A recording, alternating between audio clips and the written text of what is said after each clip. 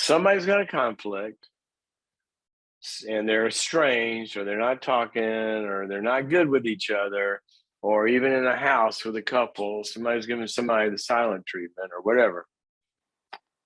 And you hear somebody and you say, well, why don't you go talk to them? I'm not going to talk to them. It's their problem. They're the ones that did. They need to come apologize to me.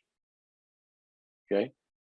And what they'll do is there'll be a calculation. If I haven't done anything, I don't owe them an apology. True. If I don't owe an apology, I'm not going to them. They owe me an apology. They got to call me. All right. Let's take a test. Send out the questionnaire. If they have bothered you in some way, and then you talked about it, and y'all get in a conflict, and they get defensive, and they run off, and now they won't talk to you, and now you're estranged. And yeah, they did all of that. You're right.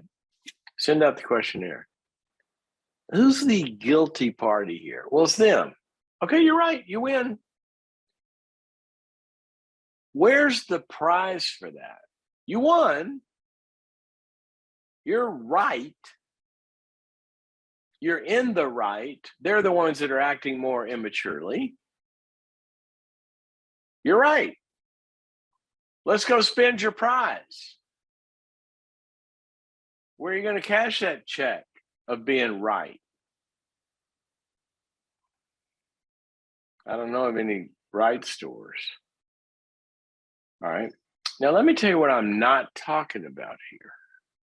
What I'm not talking about is when somebody's been abused and they've confronted it and all of that, and somebody's being really, really hurtful or whatever, and you need to have boundaries and say, I can't have any more contact with you until A, B, C, or D, because you really have, you've gone down a path. I understand that. Please don't send me an email telling, because I've had this happen before, that I'm telling people to walk back into abuse. I'm not talking about that. So let's make that very, very clear. Okay. I understand the need for strict boundaries where there is no contact. And until you've done everything possible until somebody comes, I get that. I'm talking about more in the normal, just warp and woof of how relationships work and estrangements and conflicts, and even throughout the day. And you hear people, they'll be talking to a friend and go have a coffee, and they're, talking the tea about the other person. And well, I'm not coming to them, it's their problem. If so-and-so talked to me and said, yeah, but they should call me. Nobody's getting abused here. It's more like a conflict. All right.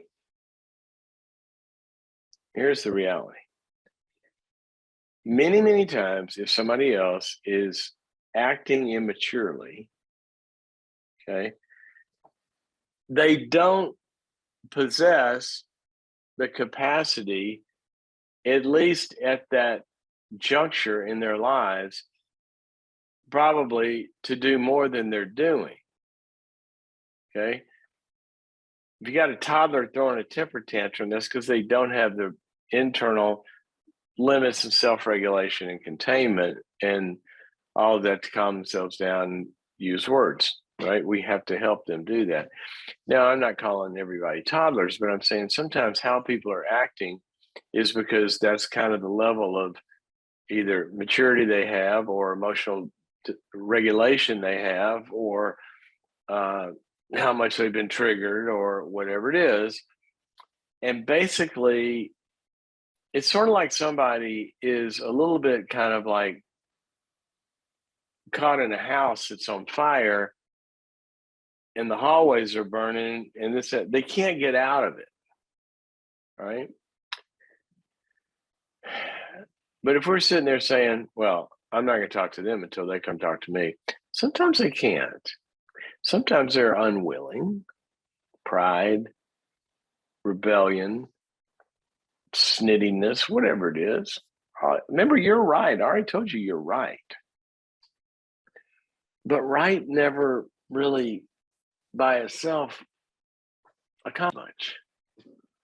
other than if you're in court and there can be a settlement, somebody pays you, the judge says, you're right, you're wrong, pay him. Well, that's probably not going to happen here because there's no judge and there's no payment. But let me give you one more analogy. And here's what all the research shows. How many times is somebody in a hostage situation, the terrorist or the bank robber, whoever it is, they take hostages, who makes the first step? They don't, in good faith, I'm going to release 5 hostages and walk out into the street and sit down with the cops and talk about it. No, that's not what happens. The one that's right, usually the hostage negotiator, they take the first step and they try to establish some sort of a trusting connection. The one in the right takes the first step many, many times in life. The one with the most surety is the one responsible, having the most responsibility for the process because they possess the most tools. Let me give you the science on this. Just one little example. One little example. It's been shown over and over. If you take oxytocin, which is the chemical inside of your brain that produces trust and connected behaviors and all sorts of good feeling, it's kind of, it's called the bonding chemical. Get this.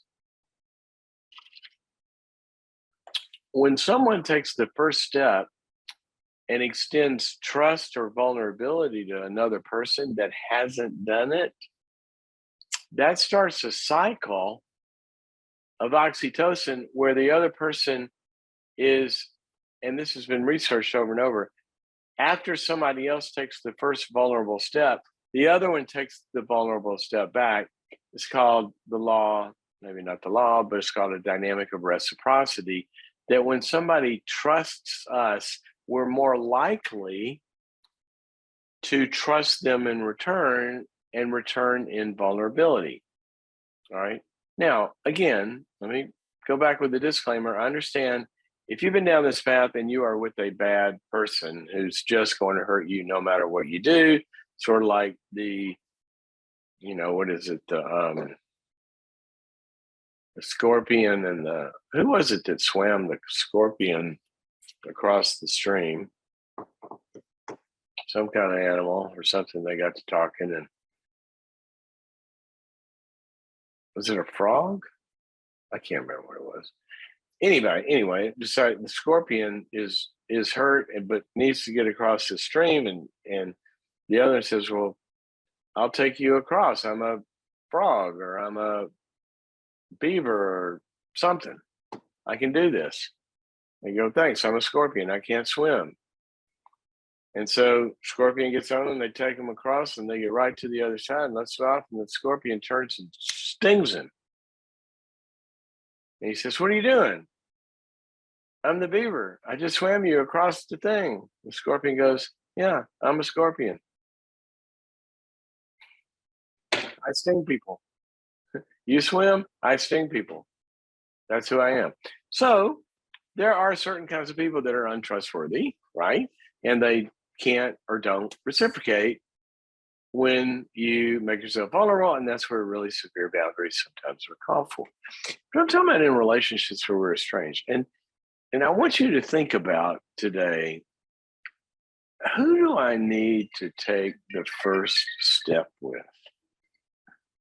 Who do I need to take the first step with? Sometimes you can be in a conflict and the one that comes in and says, I don't like this, how we're fighting. That's not what I want. I love you. I want to feel closer to you. I'm sorry for whatever's hurt. Let's talk about it. And whoever takes that first step and gets over there, well, they should call me. Okay. all the research says, if you look at, there's a 2-hour plus webinar I have on boundaries.me. You can look it up. It's called The Art of Confrontation. It's talking about difficult conversations and everything we know about the science of how to resolve these unresolvable moments where people get sideways or they're in conflict for a long time, and they truly are many times resolvable. I mean, I can tell you this is what I do. I get called into a lot of situations. It may be a board and a CEO. It may be whoever. And they're really at conflict. The whole thing's about to blow up. This is unresolvable, right? Until they start doing the right things that we know has the greatest possibility of resolving it. And one of those is taking the first step of vulnerability and listening. Just trying to understand, not understand to negate, not understand to argue back, not understand the other side to tell them how they're wrong, and not understand the other side to be right, because you're already right. We've already decided that. And because you're right, that's what gives us the greatest responsibility. Now, the science is in on this. It's all over the place. The mature one takes the first step when a baby is screaming, blaming mama in the middle of the night for their misery, which really ought to be thanking mama for their for their life, right? But they're blaming her. She's in the right.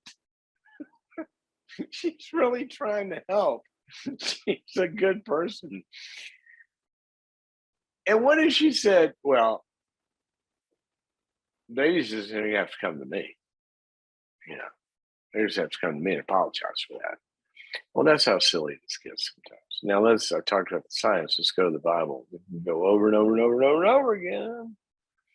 But just a couple of quick ways in which the scriptures talk about this. The biggest one is in what is called the gospel itself. Gospel means good news. So here's the good news. That we don't have to crawl our way into being accepted by God. Even though we're in the wrong, we're sinners, right? We've made mistakes. We've flipped him off and lived our whole life acting like we created this world. Even though we're in the wrong, he came to us. He took the first step. One of my favorite verses says that while we were yet enemies and sinners, he died for us. It'd be like if somebody were treating you as badly as is possible, and that person was convicted of a crime, and they were going to have to go to jail, and they're treating you really badly, and you're the victim, you say, you know what, I'm going to take the sentence for them. Okay, that's one place, big place, the Bible talks about this. Let's get more down to the relational commandments themselves. It basically says, you know, if somebody hurts you, then you should go to them. All right, everybody's quick to do that, right? We'll go confront somebody. But it also says, if somebody's got something against you, then you go to them. So basically what the scriptures tell us is exactly what the science says. If this thing's going to get resolved, then somebody's going to take the first step. And blessed are the peacemakers. Peacemakers take the first step. So again, don't go get abused. But being right never really helped. So I always tell people, well, you can be right or you can get this thing resolved. Which one would you like? Now, by this, I don't mean that you go admit to a bunch of crap that is untrue. I'm just talking about not requiring somebody to have to crawl back to you when maybe they can't. Take the first step. Become vulnerable, unless it's not safe. Become vulnerable. Extend a hand.